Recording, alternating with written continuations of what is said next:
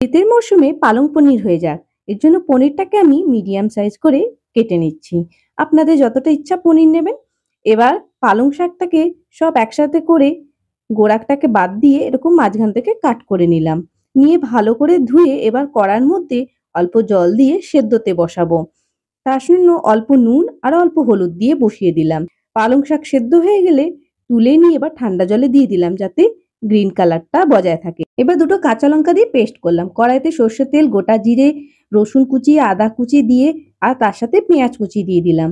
ভালো করে ভেজে নিয়ে দুটো শুকনো লঙ্কা দিয়ে দিলাম আর পালং শাকের পেস্টটা দিয়ে দিয়েছি। দিয়ে ভালো করে নাড়িয়ে নিয়ে নুন আর স্বাদ মতন চিনি, অল্প লঙ্কা গুঁড়ো দিয়ে ভালো করে নাড়িয়ে নিলাম যতক্ষণ না কাঁচা গন্ধটা যায়। তারপর পনিরের টুকরো দিয়ে আরো মিনিট ৫ কষে নিলে তৈরি হয়ে যাবে পালং পনির। ঝালের জন্য অল্প কাঁচা লঙ্কা দিয়ে দিলাম। পরিবেশন করার সময় একটু বাটার দিয়ে দিলে মন্দ হয় না। বাড়িতে বানান আর সকলের সাথে